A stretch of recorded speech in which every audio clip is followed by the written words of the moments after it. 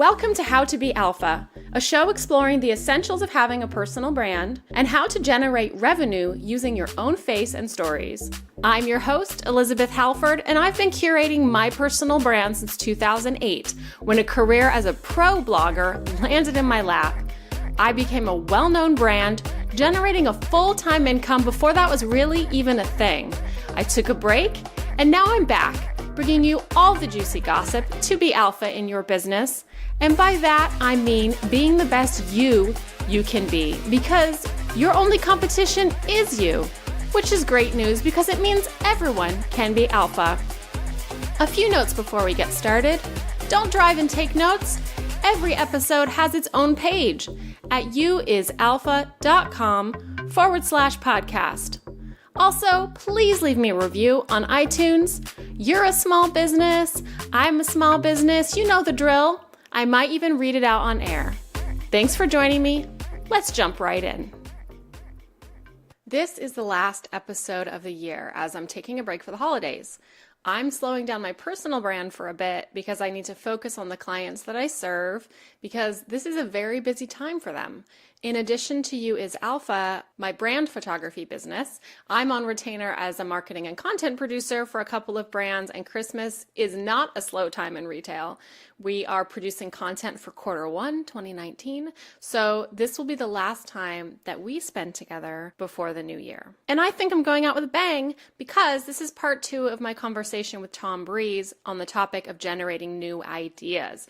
Last week, it was a bit high level, more of an overview of the topic of ideation and me talking about how I fell into my career as a producer, and ending with 2 very important guiding principles for your process of generating ideas for your brand, whether you are doing it alone or working with a partner or with a team. So I really urge you to go back and listen to part 1 of this conversation. It's less than 30 minutes long, but it will lay the foundation for today's conversation, which jumps straight in without any introduction. Today in part 2, I'll be laying out 5 different techniques that I personally use when coming up with marketing and advertising ideas, and these include personification, best and worst scenarios, challenging assumptions, and more. A reminder that this conversation was in the context of me as a video producer, and so I talk a lot about generating ideas that translate well on screen, but these techniques can be used for copy, for live events, or for your brand photo shoot with me. And a reminder that this original conversation was a whopping 2 hours long, so I have brutally edited this audio file down to the most important elements for you. And I've taken out all sorts of conversation about the nitty-gritty of running an agency, how to pitch to clients, working with a brief, and things like that. So at moments, it might feel a little bit butchered because I've stripped out 10 minutes of something completely unrelated.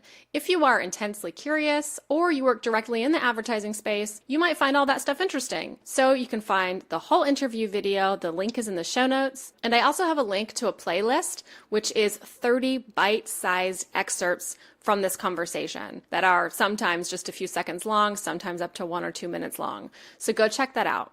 And without further ado, here is part 2, techniques for generating creative advertising ideas. So this is an ideation session. You know, we all sit around and usually there's like a whiteboard. And it's important to have someone leading the session, and that person can help facilitate if people start getting judgmental on other people's ideas and stuff. Yeah. Also, I'm just a bossy pants control freak, and I like to be in charge. So, so it looks like you'll be taking control there. So I have the pen and the whiteboard, or I delegate someone to be the whiteboard writer. So I go, okay, so here's the problem. Here's the advertising or the marketing problem. Here's the thing that we're solving. This product exists. These people don't know about it. Mm-hmm. This product exists. These people they know about it, but they don't think they need it. This, whatever the brief is. So we lay out the problem, and then we usually have a free flow of just brainstorming, of throw your ideas out there. Let's get the obvious stuff out. We kind of purge all of the obvious ideas. Everything is written down. So yeah, we get the obvious stuff out of the way. And then sometimes those things end up being the thing. They end up being the idea that sticks. But it's really important, and it's also important to come up with really bad ideas. I'm like, okay, give me your really bad ideas. stuff that you think would never ever work for this.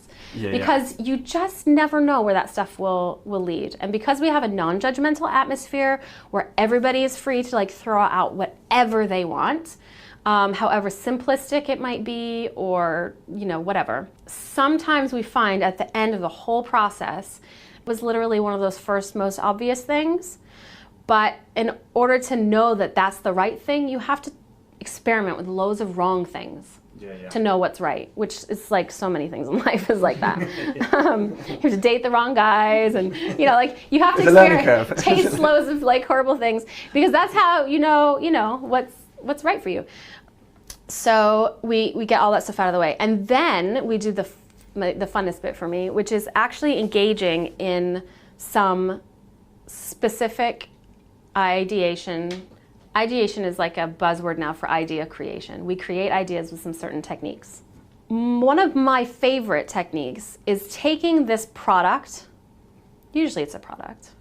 Even if it's a service, you can imagine it being you can productize it in your mind in order to succeed at this. But if this product or service was a human being, what attributes would they have? Okay. If they were personified. Interesting. Okay. So, there's an ad for it's Discover or MasterCard, I think, something like that, and it's called The First Date, and you could YouTube it. I think I've seen actually, yeah. So it's two people at a restaurant, and you can tell they're kind of awkward. They're on their first date. And then this hand goes poof up through the table, and all of a sudden this guy appears and he goes, "Hey, I'm Bill, and I'm here to make things awkward." And he's like, "She had the steak, you had the salad. He took a sip of your drink when you went to the bathroom." And so Bill is there making stuff really awkward. And then the guy just pulls out his phone. He's like, "Should we just take care of this?" They split the bill with their MasterCard app or whatever, and then they get back to their date. So if you were to take certain inanimate objects and personify them, what would they be like?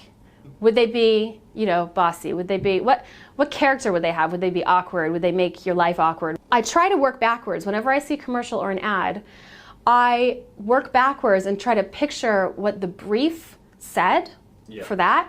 And I try and picture what techniques could have been used to come to that result. Okay, so you kind of reverse engineer that ad backwards. That's an exercise I do in my mind. So I ride the tube a lot in London. I ride the train system a lot. Is this one of your techniques, by the way? Is this one of your kind of like your ways of doing things? No, that's just an everyday, that's a lifestyle thing of mine. Oh, I see. So you'll see ads and you kind of like working it out. I'm constantly working backwards when I see an ad, trying to imagine how they got to that stage. It's really interesting. I do similar things, but from the customer's perspective. So if I see someone buying something, like an iPhone or whatever it might be, I always try and imagine like, how did that happen? How do they get to that point and work it backwards, sort of thing? Like, did they have to see an ad first, or did the latest email come out to say, "Oh, our new product's out," or what triggered all of that sort of thing? So it's it's great. It's interesting from the customer's perspective. Like I always do that. It's a bit weird and geeky, but no, it's so important because. They are the most important thing, and often we're advertising things that we're not the audience. So how do you become the audience? How do you, how would a vegan art director advertise for McDonald's? You have to get into the head and the mind of the audience. So anyway, you're on the tube. Yeah, so I'm on the tube, and I saw a print ad that has always stuck with me, and it's this personification thing. Okay. It was for Audible, where you can listen to audiobooks. And I think it was a person sitting on the train with their headphones in, and Stephen King, someone huge, was reading to them on the train. Or maybe they didn't have their earbuds in. Stephen King was literally just reading to them on the train. Yeah. And I was like, if Audible was a person, it would be Stephen King. It would be my favorite author, Jodi Picoult, like sitting and reading to me on the train. Yeah. And so I see stuff like that and I work backwards and I go, oh, that's the personification thing. Yeah. If this thing was a person, what would it be like? So that's one of the techniques that we use. We ask ourselves things like that all the time. We literally sit down and riff and bounce off of each other if this person was if this item was a person. Is it a certain gender? Does it have a certain character? How does it make you feel? Does it make you feel awkward? Does it make you feel empowered? Is it like a cheerleader for you, or is it like a butler? Is it like a how do you personify it? So that's one thing. So it's a personification of the product, playing like a day in the life of sort of thing, picking up all like the, just like going with loads of ideas, sticking it all up on the whiteboard and seeing what comes up. We personify it and just see what happens. Like moving or whatever. Very cool. Okay. And then another thing is we look at, or we ask ourselves, what's the worst thing that could happen if you didn't have this in your life? Right. What's the best thing that can happen if you do? What could be the ramifications of not having it? I get a lot of my ideas when I'm doing menial tasks, washing dishes, ironing, washing my hair. I'll just be like thinking about nothing in particular. If I think too hard about something, I can't come up with an idea. And I think it's like that for a lot of people. So what are some of the other techniques that we use? So you talked about personification. What other kind of like techniques would you tend to focus on when you do that approach? So one time we were doing an ad for a TV company, and one of the USPs of the product is that you could watch your TV on the go and always be abreast of the latest content, whatever TV show you watch. And if you start it on your TV but have to push pause, you can pick up where you left off on your phone or your tablet or whatever. So it's cross-device. So yeah. Okay. So it's like Sky Plus or TiVo or something like that. Right. If you had it in your phone as well. So you log into your TV account, and so you're watching terrestrial, TV, and you can continue watching it on your phone. It's a really cool thing. And so we were asking ourselves, like, what is the worst thing that could happen if you didn't have this? Maybe one of those things is that you have to, and I don't remember who said this bit, and this is one of those things about brainstorming with groups. You don't really know who's responsible for it, and I don't know who takes the glory for this great idea. But somehow we got to the solution that if you didn't have this in your life, you would have to endure coworkers reenacting last night's TV for you. That could be one of the worst things that could happen. Okay, the original idea was actually that the CEO of the company, who was usually game for being in our videos, we were going to get him to go into a board meeting and force his lowly workers to reenact last night's episode of The Walking Dead. Or Breaking Bad, or whatever. So he would walk in and reenact it for the good of the room. he'd sit down and basically make you reenact, your thing. So that idea needed further development, as many ideas do, and so we ended up simplifying it to, there's two people working in an office, and the office buffoon is performing for them last night's episode of The Walking Dead. And so it all goes down in, very dramatic fashion. The guy ends up doing a death rattle on the floor, and they just step over him. And the other one, the one guy's like, I know, I watched it on the train on my way in today. And she's like, yeah, me too. So you can avoid office reenactments. That's the worst thing that could happen to you if you, weren't able to watch the latest, greatest TV show. The show that everybody's watching at the moment. And, you go into the office and they go, did you see last night's episode? You will always have been able to see it. Even if you have to commute to work, you can watch it on your way to work. So that is not realistically gonna happen. Some guy's gonna enact a whole episode of last night's show for you. But that could be a possible worst thing that could happen. So you really extrapolate that idea. So yeah, it doesn't have to be a real life thing. So that's one thing that we do. One technique, if you will, is we ask ourselves, what's the worst thing that could happen if you didn't have this? So so you walk me through, so it's kind of you get the whole team together, you'll kind of get on the board, write a load of stuff down, lateral thinking, know things a bad idea, kind of go through that route, and also go for the personification, best scenario, worst scenario, ripping the brief apart, checking out where other avenues you can go as well. What other processes or techniques or kind of ideas do you tend to go through? I did say about the importance of getting out all the bad ideas. And sometimes people just consider the first ones to be bad. But one thing you can do is actually task everyone with coming up with intentionally bad ideas. Illegal things, illicit things, taboo things, things that are not at all related to the product. Things that you think, just come up with intentionally bad ideas.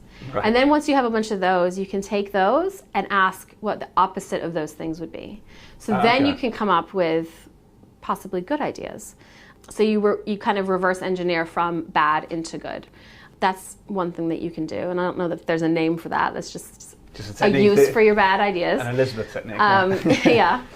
And how do you know when you've like hit on a idea that you think, oh, we've nailed it, this is the one, sort of thing? Is there a case of like, is it kind of like we think it might be the one? Is it kind of a case of like narrowing down and saying, all right, not that one, this one's better, or is it a case of like, no, we've struck gold with that idea and everyone feels aligned with it? Or like, is it different? I think quite often, because if I'm the person who's leading, there's going to be a natural leader. Somebody is gathering all of these things because they have to write a pitch. Yeah. Okay. So if that's me, I take everything. And, sometimes we're going to sit down for an hour. And at the end of that hour, I go, okay, great. And if I feel like we've landed on something that I can go away and develop myself, or something that is ready to pitch, then that's it. Sometimes I'll say, let's get back together. Let's, you go do some research into this. Sometimes questions will come up in our mind and we'll go, oh, what does the target demographic believe about, this product? And we don't really know the answer to that. Sometimes the brief is like, sometimes the brand is so in line with the insights of their users that they can say, they believe they are healthy. They believe they wake up in the morning and this is what they tell themselves. This is what we want them to tell themselves after they watch this ad. Sometimes the brief is that specific. Sometimes we have to build that picture before we can even, sometimes it's part of the ideas process as we go, what does that person think, We create an image of who the customer is in our mind, and it's, a person, and this is their name, and what do they wake up in the morning believing? How do they feel when they go to bed at night? What are they using apart from this product? How are they solving this problem in their lives already? We build that picture ourselves in our mind. Sometimes the things that you're making, they're not like super high production value, but they're successful. The most important thing, the thing that we're all looking for, like evolutionary wise, we have evolved to highly, highly value connection and belonging, really, really important to us. And if you feel like somebody knows you, then you feel like you belong, you feel like you're safe, you're in your pack, blah, blah, blah, blah, blah. So connection's really important because of that. And so even if you have an insight into this person that you're talking to, it can be as simple as a piece to cam going, hey, are you looking for a buggy? And you'll be like, I am looking for a buggy. How did you know that? If you can connect with somebody and you know what they believe and what's important to them and what they're looking for at that moment, it doesn't have to be a super high, like an Oscar-winning performance. Yeah, kind of talking honestly to the ad. user and being helpful. Yeah, it doesn't have to win an award-winning ad. If you're really looking for success, then it's connection. If you connect that person intimately, demographics are demographics, age, gender, location. Psychographics, which I think is a real old kind of concept, and Ogilvy invented this concept of psychographics. So we look at like, what do they believe? Who are they? Where do they shop? Why do they shop there? And so like when we were doing this juicy thing for Volvic, we were asking ourselves, what does this person who goes to the 7-Eleven and they have a wall of drinks they can choose from. You have water, you have juice, you have sugar juice. It's not really juice, but it's just disguised as juice. You have things that are overtly bad for you, like soda. What would make them choose this? And it's the person who says, I am healthy, but I also enjoy the finer things in life. I will spend more on this, or I am not so boring that I would drink water, but I'm also healthy, so I won't drink soda. So, these are the things, if you get the insight into what people are thinking and what they believe, which is something I learned, I love Seth Godin, marketer, the god of marketing for me. I love everything he writes, I've listened to every podcast. And his book, All Marketers Are Liars, was incredible because it challenged and invites us to ask ourselves, what are the lies, and they're not all lies, but what are the things that people tell themselves? I am kind, I am smart, I am healthy. I am worth it. So L'Oreal, you hit the nail on the head with, because I'm worth it. And that resonates and that connects with what that woman believes. The woman who they're targeting does believe she's worth it. Yeah. And so it's like, we know what you believe, we hear you, we're connecting with you. So they're talking to 1 million people and one person all at once. In this process of going through these insights for this juice, I've said this before, and this is almost an embarrassing thing to admit, but I drink Smart Water. Smart Water? Yeah. Which is? The most expensive bottled water that you can get. When you go, there's a bank, of bottled waters. There's a store brand. There's a brand of water. Right? So Smart Water is a brand of water. Is it in the UK? Yeah. Okay. And like Madonna washes her hair with Smart Water or whatever. All right, okay. The point is, it's good enough for her then. It's packaged differently. The branding is very simplified to make you feel fresh and clean and healthy in your choice. And it's a load of BS, but it's the most expensive water. And I buy it because I didn't realize this until I started going through the process of identifying who would buy this flavored water. I realized I buy Smart Water because I feel wealthy, I feel superior, I feel smug when I spend twice the amount of money that I need to on something that's free anyway. And that is why I buy Smart Water, because it makes me feel smug and important and rich. Yeah.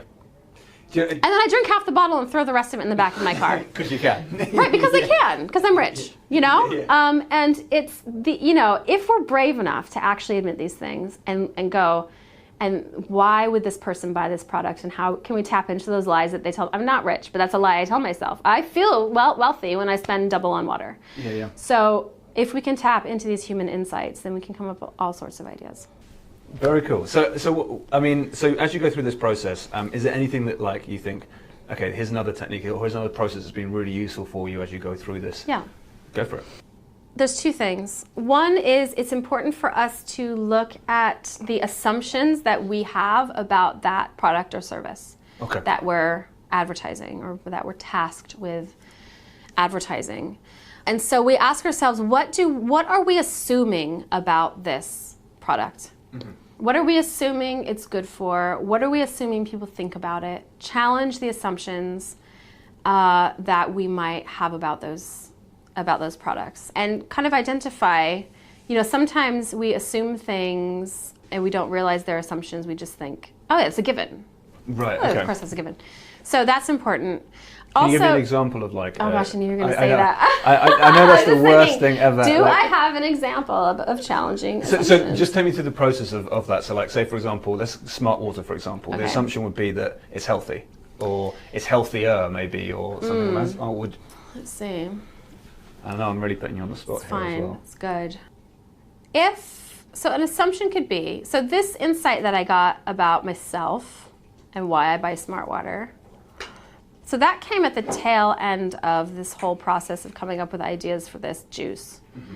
So what we knew was, or what you could assume, is that people will drink a flavored water because they think it's healthier. That's a natural assumption. Healthier than soda. Yeah. Soda. Even, you call it sodia. Sodia. It's a new thing. Sodia. It's a new thing in the market, yeah. It's like soda, but it's just sodia. Sodia. That's great. So it would be natural and plausible to say, okay, so people would buy this because they think it's healthier than soda. Perhaps challenging that assumption and going, well, we're assuming that's why they buy it. What are some of the other reasons that they might buy it? So anytime you think something's a given when you're coming up with ideas, park what you're doing and go, okay, hang on, let's dive deeper into that thing. And you end up in a huge rabbit hole. And then, you challenge that assumption, and then you might go back to what you were doing, or you might follow that line of inquiry and end up realizing that actually perhaps people go for something because it's perceived to be healthier. And when you look at the ingredients, it wasn't healthier. It had as much sugar in it as Coke. But I think it did. I don't know. Maybe I'm defaming the product now. I'm so sorry. It had a lot of sugar in it. But maybe if you challenge that assumption, you would come to the realization that people buy it because it makes them feel smug and important and right. Okay. healthy. There are these sports drinks that like Gatorade and stuff, and they're just so unhealthy. And they're good for sport. They're good for sport because they're for some called reason. sports drinks, and it's just sugar drinks. But I don't know, it's full of electrolytes or whatever. Interesting. Yeah, so what do we assume about the product, but what do we also assume about the people and their reason for buying it? And naturally, I would assume that we're advertising this product to the target demographic or whoever is listed on the brief. But what if we were advertising this product to nuns? What if we were advertising this product to children? What if we were advertising this product to, people whose lifestyle wouldn't allow them to partake in this product? If you were, advertising a meat product, how would you advertise it if you were trying to get vegans to eat it or whatever? So is this different to the assumption idea? Is this like I guess it's an offshoot. If you're challenging assumptions, then you can start going into all sorts of realms of going, well, how do you sell it to a nun? How would you sell it to a nun? I don't know. You can come up with so many ideas. And then another thing that I think we need to start doing more of is a lot of our clients want us to pack as much information into one video as possible. Mm-hmm. This kind of line of inquiry and all this ideation, these are like typical and classic ways of coming up with ideas for advertising. I'm always in the advertising mindset. However, most of what we do is video for internal use. We do a lot of corporate video, but I like to come at every single challenge with an advertising mindset. Mm-hmm. So quite often we're just doing something like a monthly update with the CEO of a company, and we go there and we get them to do an update every month. But we will still sometimes go through a process of, what are some different ways we can do it? We would assume that we'd be sitting in the boardroom doing it. What if we challenged that assumption and went out somewhere else? Where could that be? So, you can take these and apply it to whatever creative work you're doing. So a lot of what we do is not classic advertising as such. We are doing things like corporate video. And so our clients want to pack as much information into one video as possible because they think it's, budget friendly and stuff like that. However, it turns off a lot of the audience because the messaging is like for everybody. So we will recommend turning things into series or making things shorter. Something that's been brought to my attention recently, because I'm about to go do a pitch this week, and the ideas were birthed out of a love for this campaign that Amazon has done 100 10-second ads for their Echo. Right. And it's micro moments in people's lives using Alexa. Got it. And they're 10 seconds long. So all you see is a little girl going, "Look, mommy, aren't these pretty?" And she's like scratching, and you just hear the voice going, "Alexa, Wikipedia poison oak or poison ivy or whatever." And the little girl's just like, and that's it, 10 seconds. My favorite one is the guy's looking in the mirror, and he's looking at a new tattoo, and he goes, "Alexa, how do you spell eternal?" And she starts, and he's like, "Nearest tattoo removal." That's great. And then there's another one where it's just a top down on someone's gift wrapping, and they put a Band-Aid on, and they go, "Alexa, order tape." And so these are teeny tiny little stories, like segments of stories, like micro honing in on how will the users be using this product. Yeah. And sometimes it's a hard pitch, I think, to get that streamlined and go, you know what? There's a great functionality. Alexa / Amazon / Echo does a million different things. But what if we made 100 ads about all those little tiny things that it's capable of doing? Mm.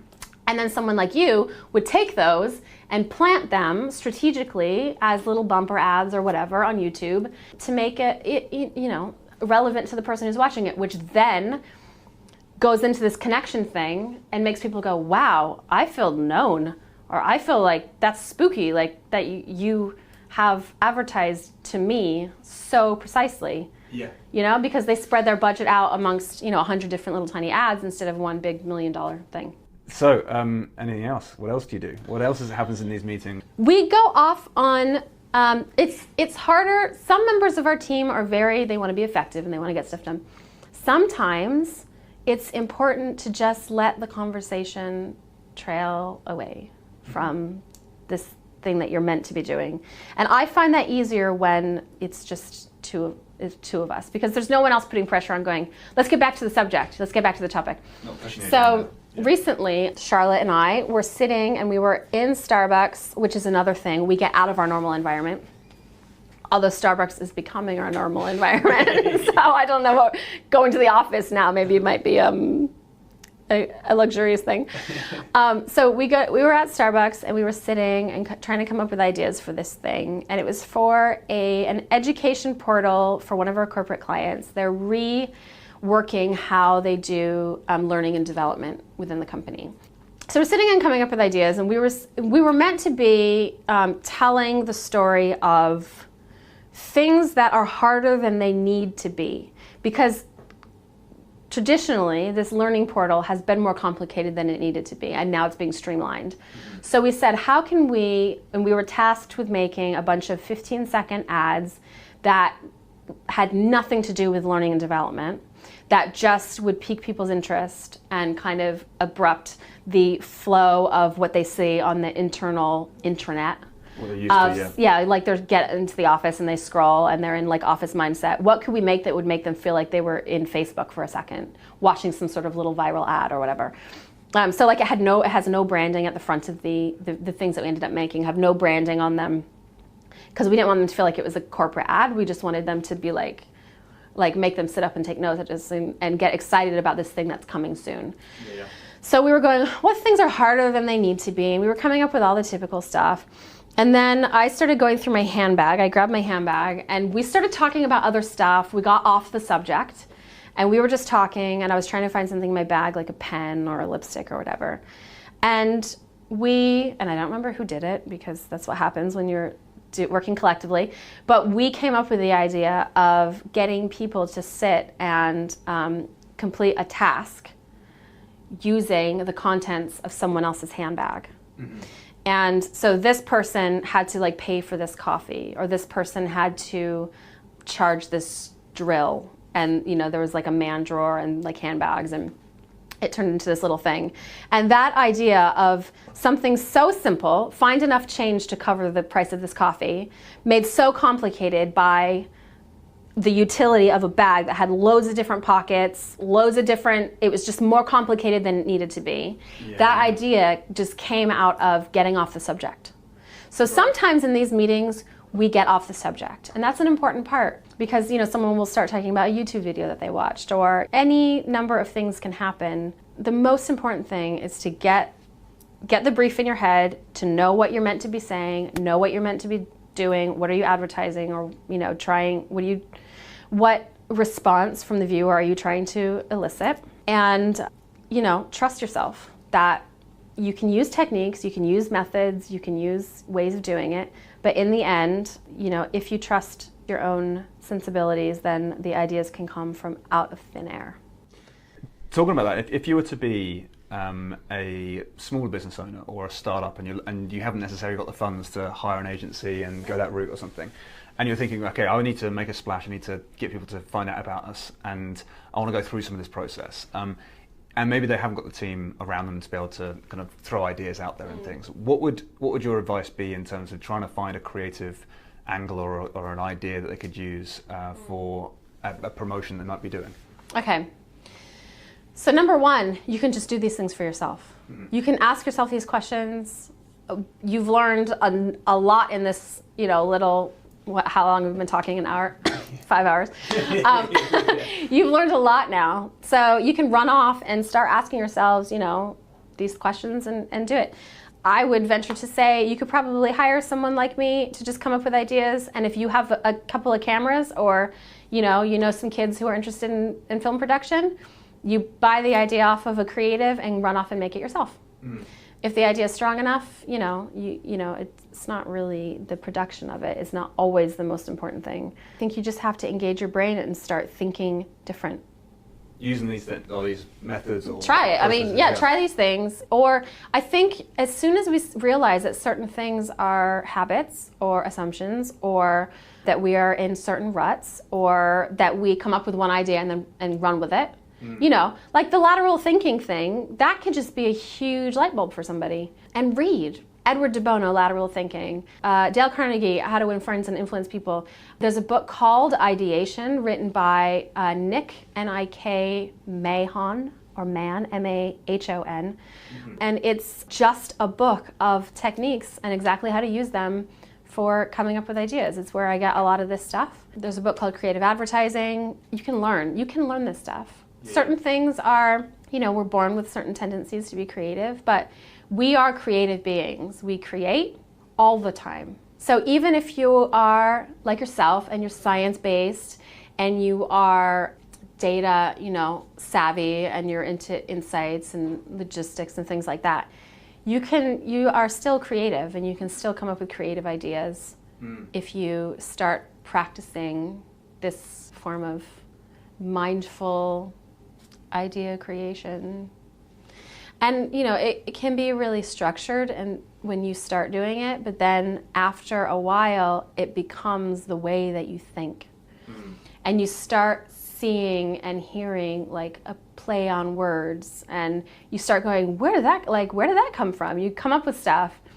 Or you watch an interaction between a couple on the street and you think, actually that would be an amazing ad for fill in the blank.